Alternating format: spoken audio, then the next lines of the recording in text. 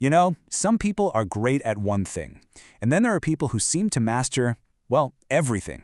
Today, we're talking about a man who was a soldier, a pastor, a scholar, and an entrepreneur.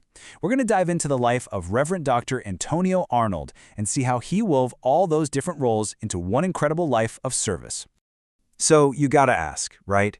Soldier, pastor, scholar, entrepreneur. How does one person do all of that? Are these just separate jobs he had? Or is there something deeper connecting them?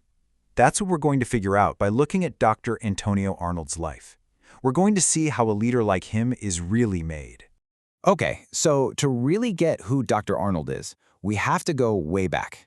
His story as a leader didn't start in some fancy office or a university classroom. Nope. It started with the tough stuff, the challenges he faced as a kid.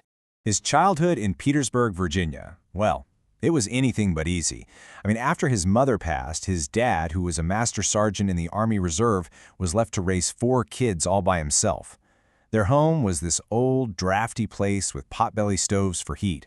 It sounds tough, and it was, but it taught them something incredibly important: how to survive.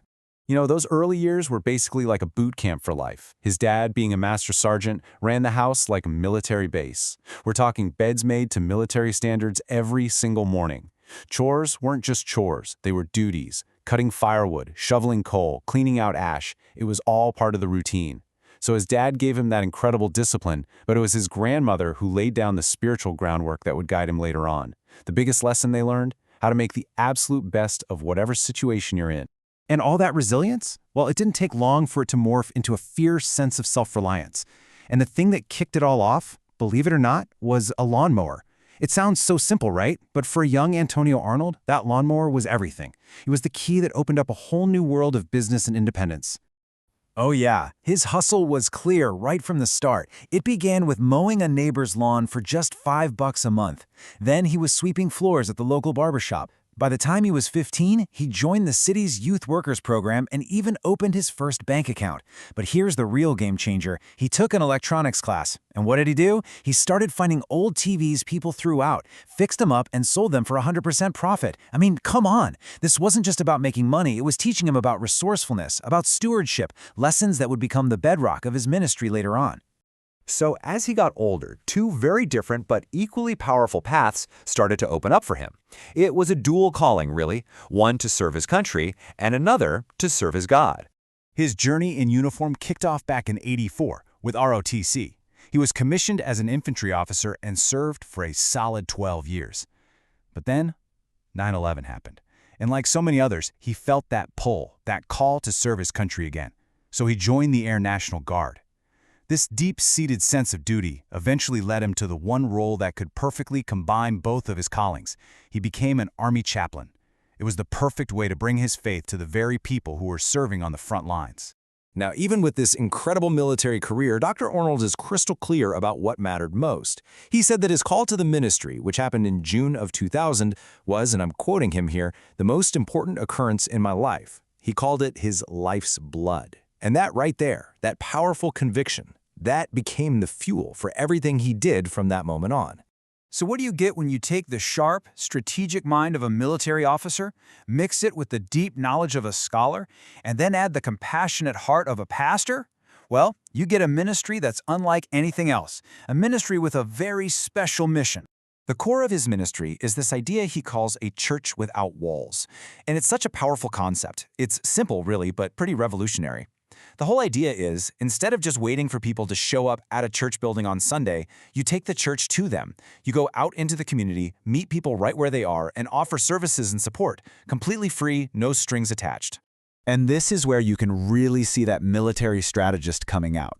This isn't just a random list of nice things to do. No way. This is a full-blown, organized operation for engaging the community. You've got neighborhood carnivals, free workshops on things like parenting and finances, special services for veterans, even an online ministry. Each one of these is like a targeted mission designed to help the whole person, mind, body, and spirit.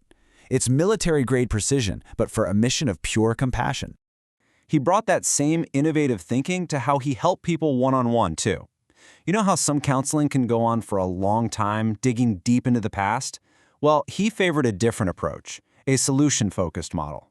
The idea isn't to just keep talking about the problem over and over. Instead, it's about working together to find solutions, right now. It puts the person in the driver's seat. They are the expert on their own life, and the goal is to find practical steps to move forward, often in just a handful of sessions. And you know what's holding all of this together? A truly incredible commitment to always be learning. I mean, the man has multiple advanced degrees from Liberty University in theology and divinity.